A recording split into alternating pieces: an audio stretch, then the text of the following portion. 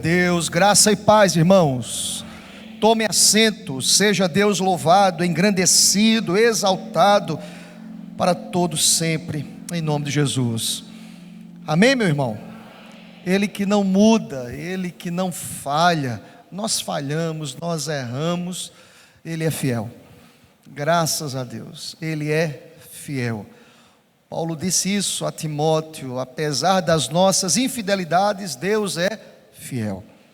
Que bom poder adorar ao nosso Deus, que é fiel, que é um Deus presente, que é um Deus que se manifesta a nós, apesar de todos nós, apesar da gente. Ele está aqui neste lugar, graças a Deus.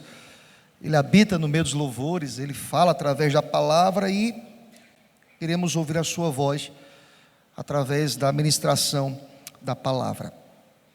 O texto que nós iremos ler nesta noite encontra-se na Epístola de Pedro, no capítulo 1, primeiro capítulo desta epístola, e eu quero chamar a sua atenção dos versículos 13 a 16. Primeira Epístola de Pedro, capítulo 1, iremos ler do versículo 13 ao versículo 16. Eu lhe convido a estar lendo comigo. Iremos ler de maneira uníssona, bem forte, irmãos, entendendo o que nos diz a Escritura. Toda igreja: por isso, cingindo o vosso entendimento, sede sóbrios e esperai inteiramente na graça que vos está sendo trazida na revelação de Jesus Cristo. Como filhos da obediência, não vos amoldeis às paixões que tinhais anteriormente na vossa ignorância. Pelo contrário, segundo é santo aquele que vos chamou, tornai-vos santos também vós mesmos, em todo o vosso procedimento, porque escrito está: sede santos, porque eu sou santo. Amém. Glória a Deus. Senhor, muito obrigado por esta palavra tão abençoada. Sobretudo, Deus, nós te louvamos, ó Deus, porque o Senhor fala através dela. O Senhor se comunica conosco através da palavra. E nós te pedimos, ó Deus, queremos ouvir a tua voz através da palavra.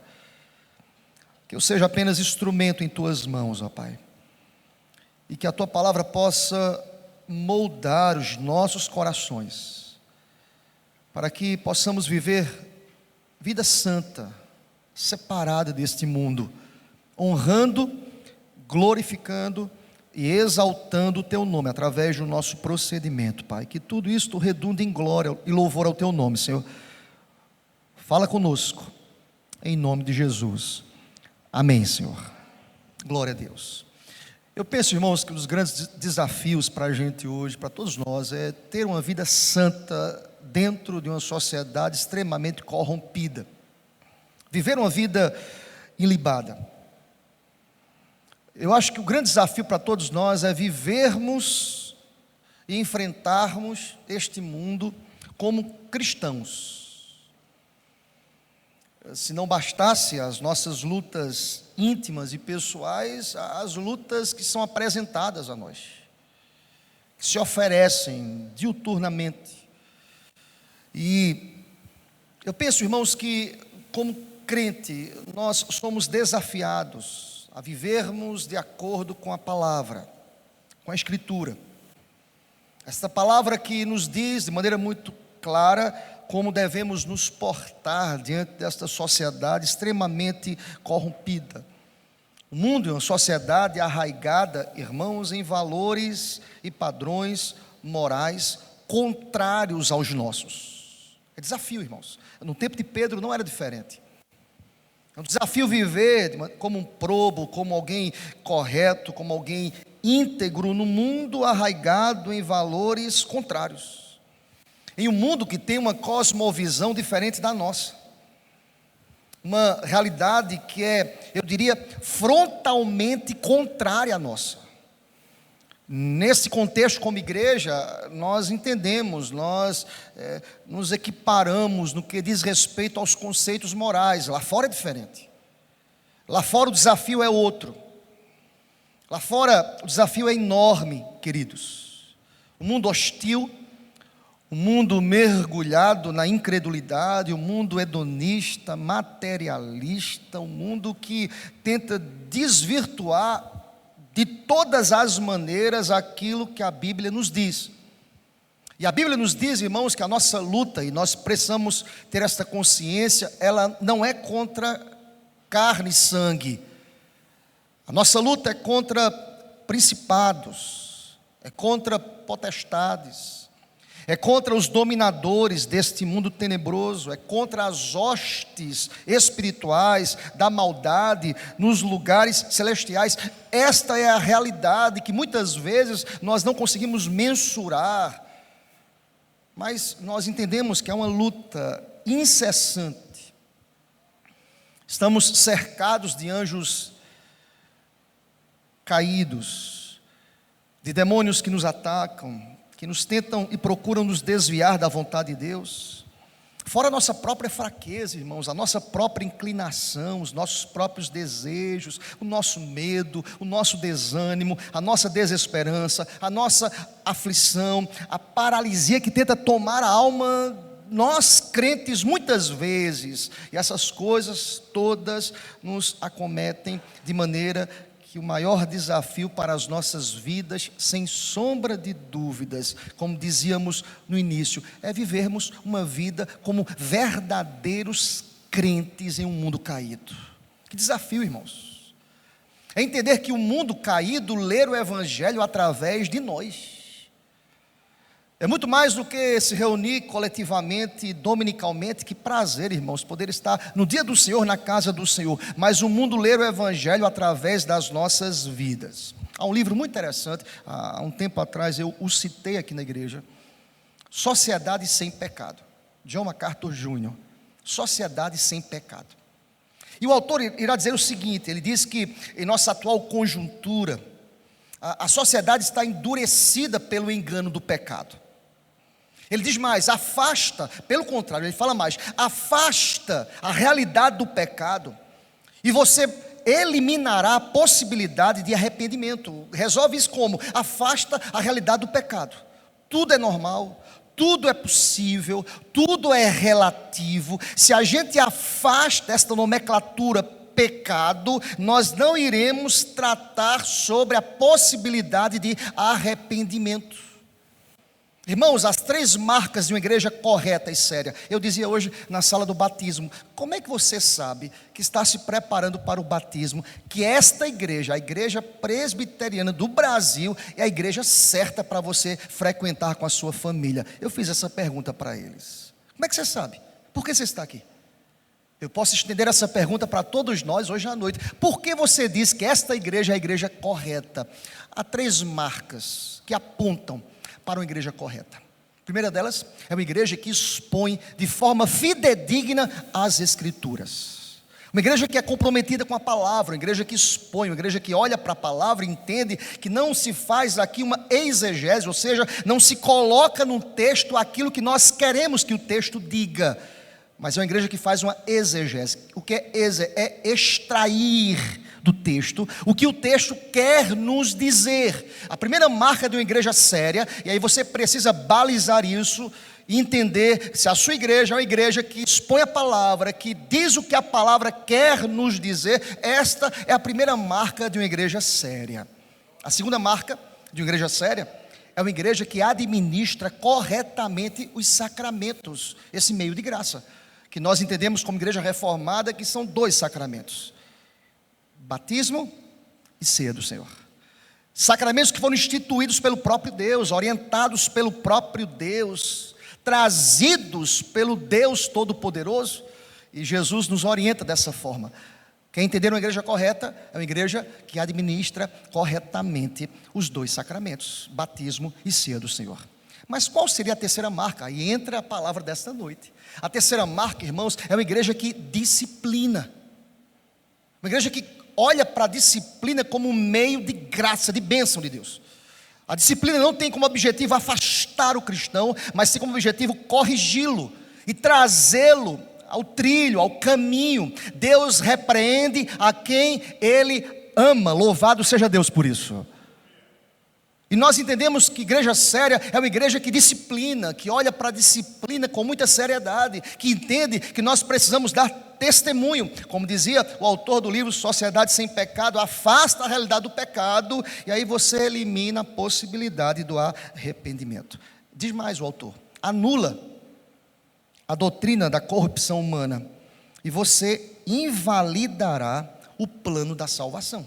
Diz mais ele: apague a noção de culpa pessoal. Não se culpe por isso. Já ouviu isso, meu irmão?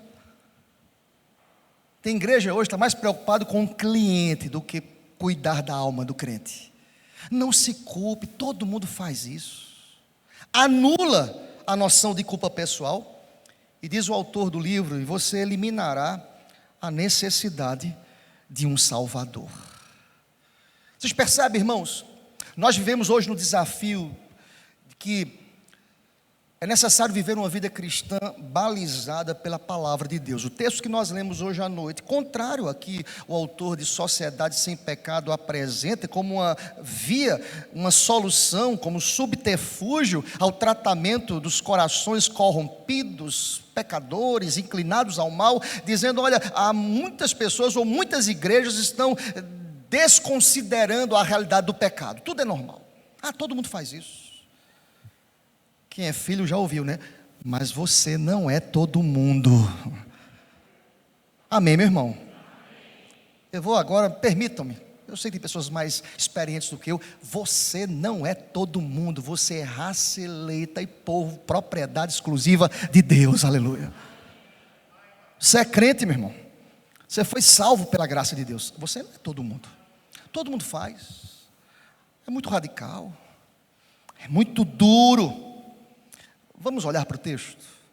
O texto traz para a gente respostas quanto a essa indagação: como se ter uma vida santa, como viver de maneira correta, como viver nesse mundo inclinado ao mal, um mundo imoral, um mundo distante da palavra, uma geração imoral, uma geração que se levanta aí, quando diz que tudo é normal e relativo. Nós não podemos defender essa tese. Nós não somos todo mundo. Eu sou filho do rei, aleluia. Amém, meu irmão? Você foi escolhido, comprado por um preço altíssimo. Ele te amou primeiro, João capítulo 15, antes mesmo que você pudesse dizer eu o amo, ele já te amava. Interessante, quando você pega a Ordo Salutis, a Ordem de Salvação, ou estuda soteriologia, a doutrina da salvação, você percebe que alguns atos de Deus, eles acontecem e preparam o coração do homem para que o homem possa responder em arrependimento e fé. Primeiro, ele nos regenera. É uma ação livre de Deus. O que é regenerado é alguém que nasceu de novo. Quem promove? Paulo diz em Efésios que nós estávamos mortos em nossos delitos e pecados. Efésios capítulo 2. E ele nos deu vida, ele nos regenerou. Ele trouxe vida a quem estava morto. Regeneração, ato único e exclusivo de Deus. E isso acontece no nosso coração. E ele também nos justificou, irmãos, no fórum celestial, no tribunal celestial. Em outras palavras, Deus satisfez a sua ira em Jesus, porque Paulo vai dizer em Gálatas que Cristo se fez maldito em nosso lugar, e toda vez que ele olha para mim, ele olha para Jesus. Louvado seja Deus. A sentença, a culpa que era sobre nós, ela foi arrancada, ela foi derramada em Jesus. Glória a Deus por isso. Eu não fiz nada por isso. O que é que eu fiz? Eu respondi. De que maneira? Eu me arrependi, arrependimento, como um ato posterior, derradeiro. Eu me arrependi e eu tive fé. E sabe o que Paulo vai dizer? Efésios 2 ainda, que fé é um dom que é dado por Deus. Deus fez tudo, irmãos. O que é que nós recebemos? Presente, graça. Nós recebemos, e vejam, nós fomos selados, Paulo diz, pelo Espírito Santo de Deus. Paulo fala em um contexto de reinado aqui. Como era o selo de antigamente, irmãos? O rei mandava uma sentença, uma carta. Às vezes era a sentença de morte de quem carregava a carta. O rei selava aquela carta. Ninguém podia violar. Paulo usa emprestado esse contexto para dizer: nós fomos selados, marcados. O selo não saía não, meu irmão. Olha que bênção. Nós não perdemos a salvação, glória a Deus. É inviolável, é inquebrável. E vejam, Ele que fez tudo isso por nós, como reação, nós cremos nele, porque Ele nos deu vida. E agora nós que temos o seu Santo Espírito, agora que temos ainda essa natureza pecaminosa, mas o Espírito que habita em nós nos constrange e nos diz: olha, tenham vida santa, separada, comprometida. Pedro quer nos ensinar hoje à noite sobre a santidade na vida. Santidade na vida está intimamente ligado a dizer não a essa imoralidade do mundo, a dizer não às tentações, a dizer não ao pecado. Eu sou tão livre que eu posso dizer não ao pecado, aleluia. Há quem defenda a tese de que vivemos no mundo livre. Eu tenho outra tese, eu defendo a ideia de escravos e escravizantes lá fora. Gente que não consegue sair da prostituição, gente que não consegue sair do vício, gente que não larga a mentira, e por aí vai. Nós não. O Espírito habita em nós, e eu sou tão livre que eu posso dizer não ao pecado, glória a Deus. Porque não vem de mim, vem do Senhor. E aqui os falo olhando para o texto de Pedro, que também escreve uma carta para a igreja. Esta carta é direcionada à igreja, assolada, abatida pelas perseguições, e ele vai começar a sua carta dizendo: rendam graças ao Senhor, rendam graças ao Senhor, Ele merece toda a glória. Há pouco tempo atrás nós ministramos esses versículos, porque eu só quero que você volte para você entender o espírito da carta. Pedro abre dizendo aos eleitos que estavam dispersos, dizendo: olha o verso 2 do capítulo 1, por gentileza, eleitos segundo a presciência de Deus, Pai, em santificação do Espírito para a obediência e aspersão do sangue de Jesus, graça e paz vos sejam multiplicadas. Vamos ler juntos, verso 3, toda igreja. Bendito o Deus e Pai de nosso Senhor Jesus Cristo, que segundo a sua misericórdia nos regenerou para uma viva esperança, mediante, continua verso 4, para uma herança incorruptível, sem mácula, imarcessível, reservada nos céus para vós outros. Verso 5, que sois guardados pelo poder de Deus, mediante a fé, para a salvação preparada para revelar-se no último tempo. Nisso exultai, louvado seja Deus. Nós somos crentes, irmãos. E esse texto aqui, versículo 13, que fala sobre santidade de vida, é direcionado para crente, para gente que nasceu de novo, para gente que tem vida com Deus. Esta palavra é para você, querido, que tem sido tentado a negociar os teus valores morais, valores inegociáveis, pelas tentações, pelos flertes da vida. Não faz isso não. Diga não, porque importa agradar ao Senhor do que aos homens, em nome do Senhor. Diga não. É o Senhor que nos diz através dessa palavra, porque Pedro, ele começa a lançar aos leitores esses desafios enquanto pastor daquele rebanho. Como nós podemos ter uma vida santa? Olha para o texto. O texto é construído dentro desta rica esperança que foi ministrada no capítulo 1, ainda no início dele, de tal forma que ele abre esta sessão dizendo: por isso. Esse por isso aqui, queridos, por este motivo, dessa forma. Que forma? Já que eu sou eleito, já que eu sou cristão, já que a salvação me foi dada, já que eu exulto porque bendito seja Deus que me regenerou para uma viva esperança, bendito seja Deus que me deu esta herança incorruptível, sem mácula, imacessível, reservada nos céus para vós outros, já que Ele guarda a minha vida pelo seu poder, e aí isso é através da fé que me foi dada como dom. Por isso, dessa forma, ele usa esta linguagem indica aqui, irmãos, uma consequência daquilo que já aconteceu. Nós somos crentes, irmãos. Louvado seja Deus. Você está entendendo o que Deus quer dizer para você hoje à noite? Amém, meu irmão? Ele diz, por isso, já que você é crente, meu irmão? Por isso. Se você nasceu de novo, se você se identifica como discípulo de Jesus, o que vou lhes dizer agora é consequência de algo que já aconteceu no teu coração. Não é emocionalismo, não é nada disso, é porque Deus já fez.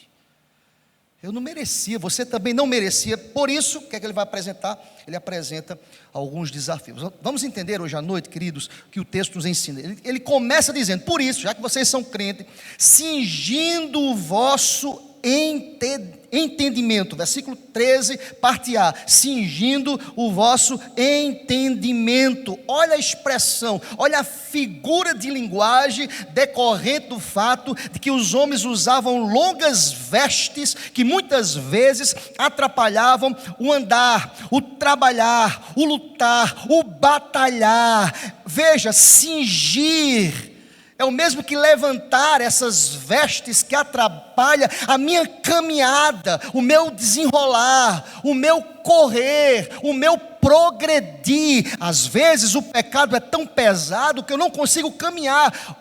Pedro usa essa expressão, esta linguagem para dizer, se desvencilhem do peso, do pecado, daquilo que pesa sobre vocês, cinjam, ou seja, irmãos, metaforicamente, ele está dizendo, levante estas vestes, estejam livres, porque Ele já te libertou, não é algo imposto por nós, eu sou verdadeiramente livre, aleluia. E Pedro diz, olha, a ideia é que estejam preparados para o combate, cinjam o vosso entendimento. Deixa eu dizer uma coisa para vocês, ninguém fica preparado só vindo aqui domingo à noite, ouvindo a mensagem e voltando para esse mundo hostil, achando que já está tudo tranquilo. Não, tem que se preparar, irmão. Olha aqui para mim, como é que você sai de casa todos os dias? Estressado, brigado, atarefado, correndo, aí vai encarar um mundo hostil, com pessoas hostis, com pessoas maléficas, com pessoas maliciosas. Você não está preparado. Pedro quer dizer a essa igreja, já que vocês foram salvos, preparem-se. Preparem, cinjam o entendimento. Essa linguagem metafórica aqui de Pedro é fantástica. Preparem o entendimento. O que é que tem maculado o entendimento de vocês? Fiquem livres disso. Peçam perdão, preparem a mente para o trabalho, preparem a mente para a família, preparem a mente para o dia. E ele vai dizer isso, a ideia aqui, irmãos, é entendimento, é confissão, é entender que eu preciso preparar a minha mente para os desafios deste mundo hostil. Veja, há um paralelo para alguns estudiosos dessa ideia de cingir o entendimento, aquilo que Paulo falou lá em Romanos, capítulo 12, versículo 2. Se você quiser ir comigo, por gentileza, querido, Romanos 12, versículo 2, vejam, lembrem-se daquilo que Paulo falou também. Paulo disse, e não vos conformeis com este século, mas transformai-vos pela renovação da vossa mente, para que experimenteis qual seja a boa, agradável e perfeita vontade de Deus. Quem deseja receber as benesses das bênçãos de Deus sobre a sua vida, diga amém. Para que isso aconteça, querido, eu preciso cingir o meu entendimento, eu preciso me preparar para isso, meu irmão. Você entendeu o que Deus quer te dizer? Tem gente que só quer a bênção, não quer pagar o preço da bênção. Pedro vai dizer, cinja o entendimento. Pedro exorta. Pegue as pontas soltas do teu pensamento, dos pecados que se apresentam. Tem gente que termina um culto e já vai pecar. O ser humano é inclinado ao mal, irmãos.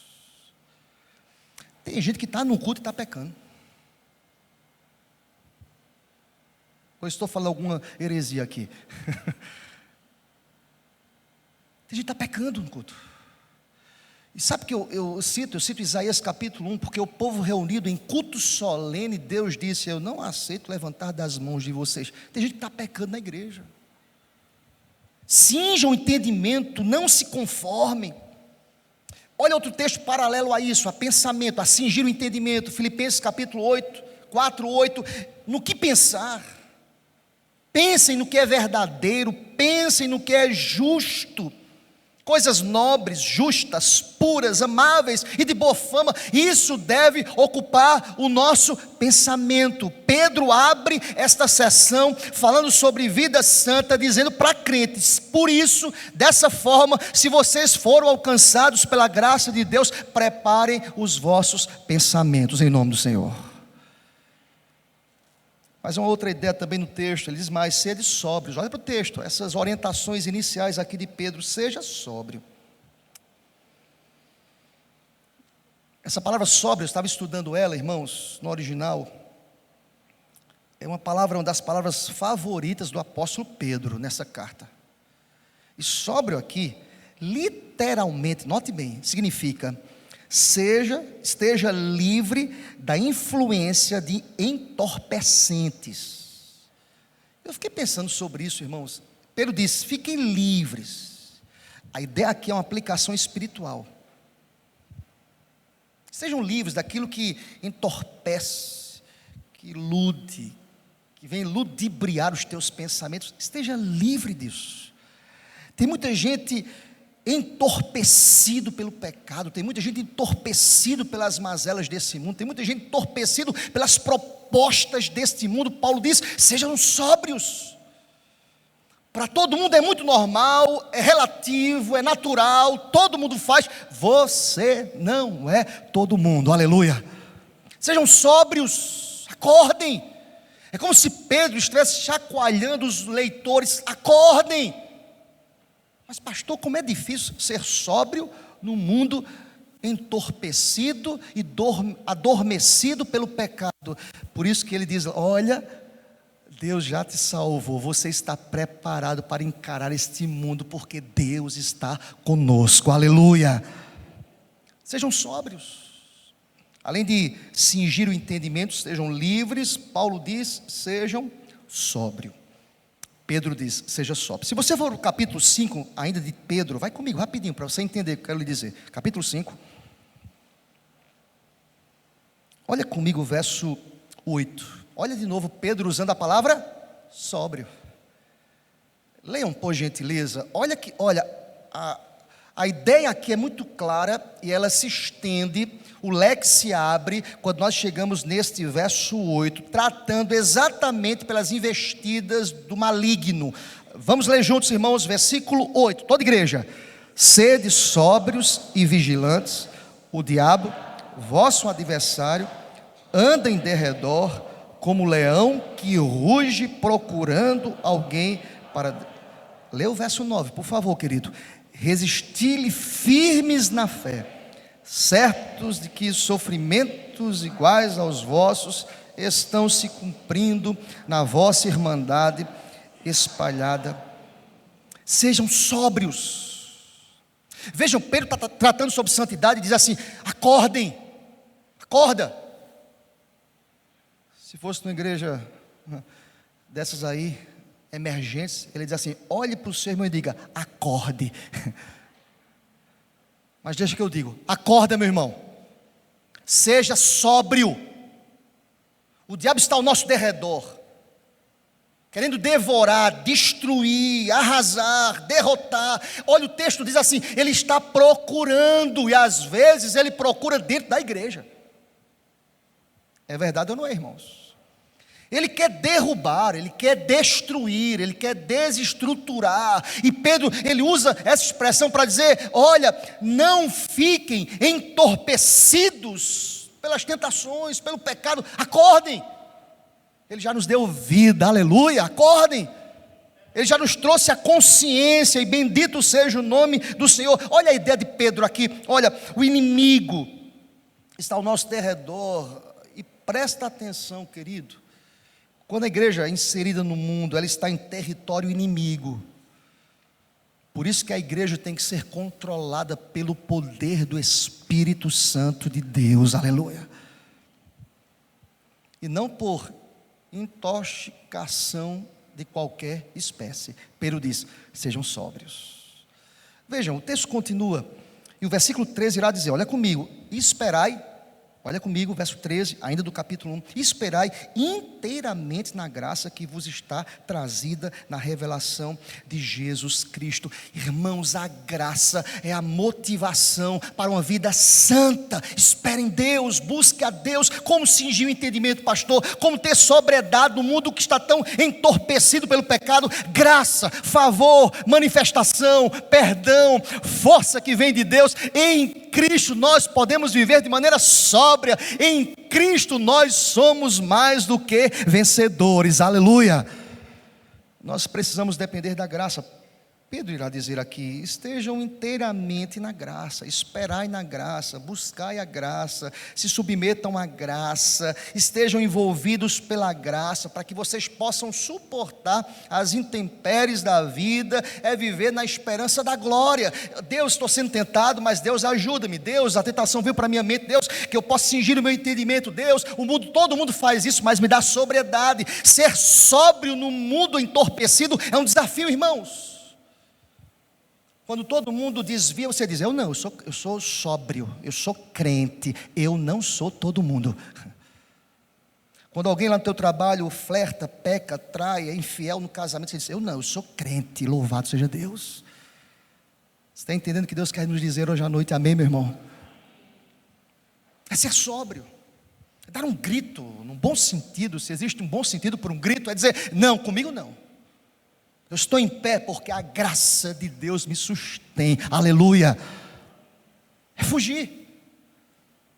Eu disse para 2 jovens essa semana, disse assim: olha, sabe por que José foi vencedor diante da tentação? Não é porque ele encarou, ele fugiu. Jó, capítulo 1, versículo 1 diz: havia na cidade de Uz um homem reto, temente a Deus. Podia parar aí o texto, pronto, é um vencedor. Não, e se desviava do mal, fugindo do pecado. Seja sóbrio, meu irmão. Deus está dizendo para você hoje à noite: o que é que está te tentando? Foge, corra como José, deixe as vestes lá e vá-se embora em nome do Senhor. Corra, seja sóbrio, peça graça ao Senhor. Você não consegue sozinho. Vejam, Pedro está aqui numa sessão que fala sobre santidade de vida. Ele traz a responsabilidade humana, irmãos. Olha a soberania e responsabilidade humana. Ele já fez, ele já salvou, já transformou, já regenerou, já trouxe vida às nossas vidas. Agora cabe-nos, como responsáveis pela nossa caminhada espiritual, cingir o entendimento, ser sóbrio e esperar na graça de Deus, aleluia. É recorrer ao Senhor, irmãos. Olha aqui para mim, querido, você não é forte, eu não sou forte. Tem gente que sai do culto e já enfrenta uma tentação. Tem gente que sai da igreja e sabe quando chegar em casa, num quarto, tem um computador ou um celular para ver pornografia. Olha aqui para mim, querido, fuja. Você não é forte sozinho. Peça a graça de Deus. Amém, meu irmão? Mas Pedro continua. Vejam, eu acho fantástico essa sessão aqui, irmãos. Ele vai dizer: cinjam, acordem, esperem. Sabe por quê? Olha a reiteração da condição que nós temos. Olha o que ele vai dizer. Sabe por que devemos fazer isso? Olha o que ele vai dizer no versículo 14. Olha comigo. Como filhos da obediência. Ele está falando para filhos. Deus está falando aqui com filhos. Um pai que educa, que corrige, que exorta e nos diz como filhos: olha, vocês são filhos da obediência. Louvado seja Deus, irmãos. Ele fala aqui para filhos. A palavra obediência aqui caracteriza verdadeiros filhos de Deus. Há uma distinção entre cristão e não cristão aqui. Se você ler Efésios 2, versículo 2, Paulo vai falar sobre os filhos da desobediência. O que caracteriza um filho de Deus? O obediente.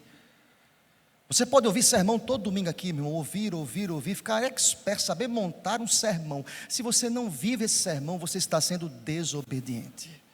Nós somos filhos da obediência, irmãos. Você que é pai, irmãos, um filho desobediente dá trabalho, dá ou não dá, irmãos? Você fala primeiro, você fala segundo. Eu já falei na igreja que eu sou uma geração que meu pai só olhava para mim. Não precisa nem falar, ele só olhava. Ele tinha 5 filhos, inicialmente 3 homens, todos bem educados, muito convertidos, muito crentes, cheios do Espírito Santo, imagina. Ele do púlpito várias vezes só olhou para a gente. E eu, pessoalmente, entendi que ali começou o meu ofício ministerial. Porque eu já fazia todo o sermão, ele montava. Eu vou ser repreendido por isso, eu já sabia o que tinha feito. Ele só olhava. E aquilo que eu estava fazendo no olhar dele era suficiente para que eu pudesse parar. Porque eu sou filho da obediência. Vivemos numa geração de desobedientes, irmãos. Desobedientes. Pessoas que são rebeldes. De pessoas que não obedecem. Alguém pode dizer, essa palavra aqui de Pedro, no contexto de Pedro, era mais acessível. Não, irmãos, era gente como a gente, pessoas pecadoras, finitas, inclinadas ao mal. O caráter de um crente é um caráter de obediência, irmãos. O caráter do incrédulo é a desobediência. E como o pai que você fala com o filho não obedece, ali estampado, extrato da desobediência, Deus olha para os filhos e fala, vocês são filhos da obediência, e louvado seja Deus por isso.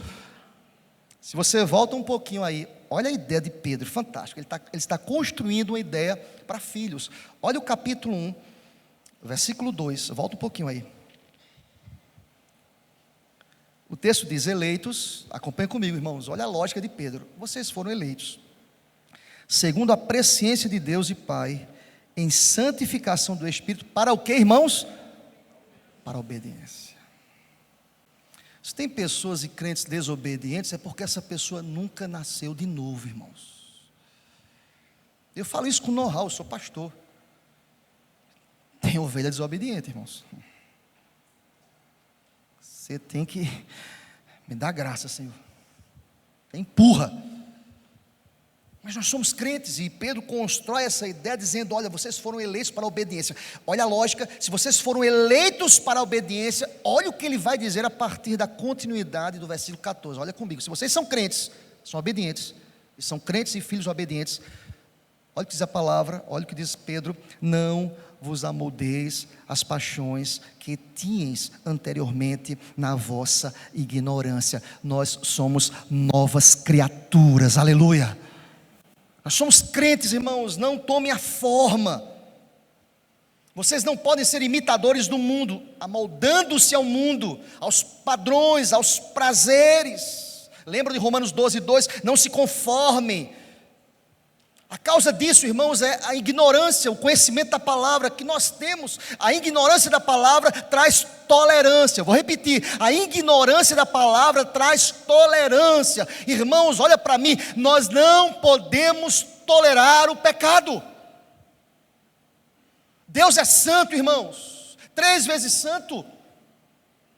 Deus não pactua com o pecado, não tem essa não, mas pastor, ele é bonzinho, ele só pecou, mas ele é bonzinho.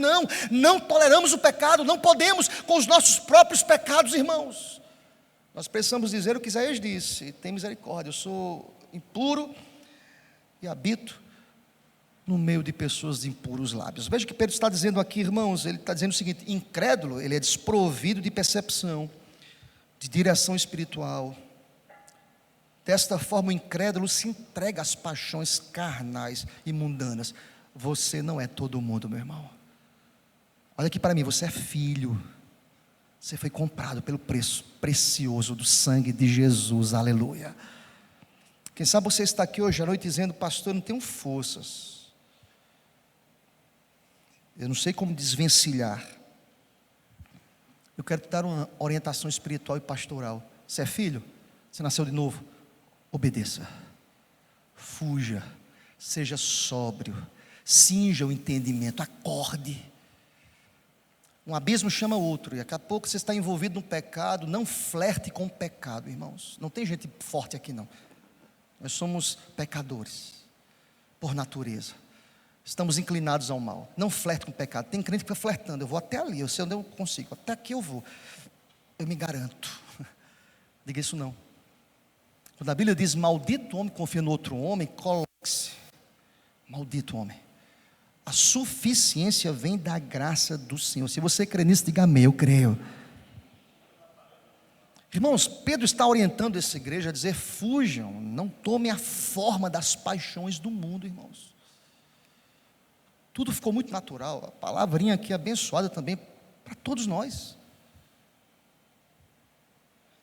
Série de coisas, uma série de condutas. O Senhor nos chamou, irmãos, para vivermos uma vida santa. E Ele vai completar para a gente encerrar a palavra desta noite. Não tome a forma como filhos, não se amoldem às paixões que tinhas anteriormente na vossa ignorância. Conhecereis a verdade faz o quê, irmãos? O ignorante da palavra é alguém escravizado às paixões do mundo. Vocês não. Vocês são crentes, louvado seja Deus. Nós não somos todo mundo. Nós não somos ignorantes. Nós iremos prestar contas a Deus. Nós sabemos o que é certo, o Espírito já revelou o coração da gente, nós sabemos o que está errado. Vocês são filhos, nós somos filhos. Veja, irmãos, alguém já disse que a natureza determina os desejos e as ações. Se você pega, eu vou dar esse exemplo, mas hoje está tão louco o mundo, mas eu vou dar esse exemplo. Você pega um cão, cachorro, cão não é o capeta não, cachorro mesmo, um animalzinho. Pega um cachorro, para os que gostam, pega um pet, pega um pet, pega um gato. A natureza determina as ações. Eles irão se comportar de maneiras distintas, porque eles possuem naturezas distintas. Verdade é que tem muita gente agora querendo ser cachorro.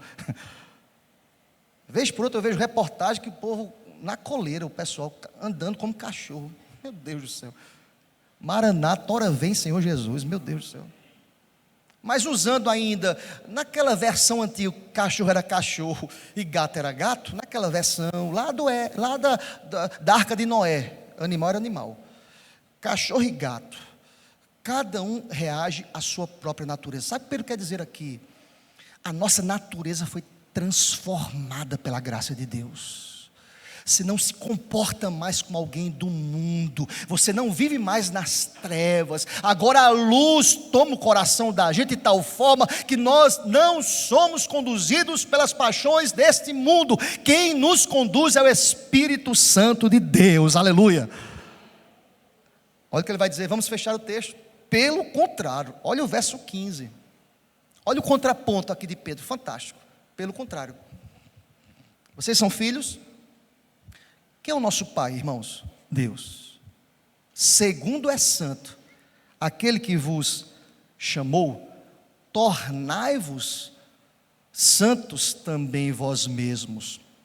Irmãos, em todo o vosso procedimento, porque está escrito, ele toma emprestado aqui uma passagem de Levítico, porque está escrito lá na lei, sede santos, porque Deus é santo, louvado seja Deus. Pelo contrário, irmãos, olha o pêndulo aqui, nós somos diferentes, opostos às paixões deste mundo. Há um livro muito interessante, o R.C. Sproul, chamado livro Santidade de Deus.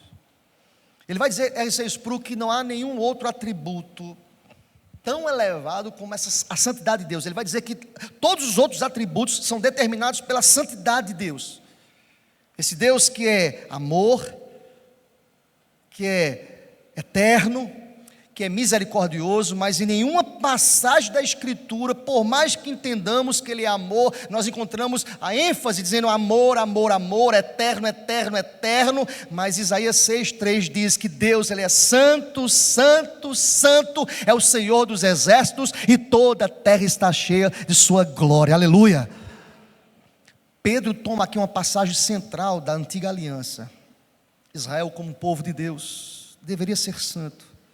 Por quê? Vamos fazer o paralelo. A nação de Israel foi escolhida por Deus para ser uma nação santa, separada das outras nações. Deus fez isso conosco. Ele nos separou deste mundo. Quem se torna amigo do mundo se torna inimigo de Deus. A quem nós devemos agradar, irmãos? Tem uma coisa muito séria aqui. Tem muitas pessoas querendo agradar aos homens. E Pedro vai dizer: se quem te chamou é santo, seja santo. Se Deus te separou, seja santo. A ideia de ser santo aqui, irmãos, é ter uma vida separada, linkada a Deus em todas as esferas. Nós só somos santos porque Ele é santo. Ele nos alcançou, Ele nos resgatou, Ele nos adotou como filhos. Deixa eu fazer aqui para você entender bem. Eu conheço pessoas adotadas, e se a pessoa não, algumas são assim, se você não disser assim: olha, essa criança foi adotada por esses pais com muito amor e graça, você vai dizer, a pessoa nem sabe, porque até o comportamento, a maneira, os aspectos físicos daquela criança refletem os pais adotivos. É verdade ou não é, irmãos?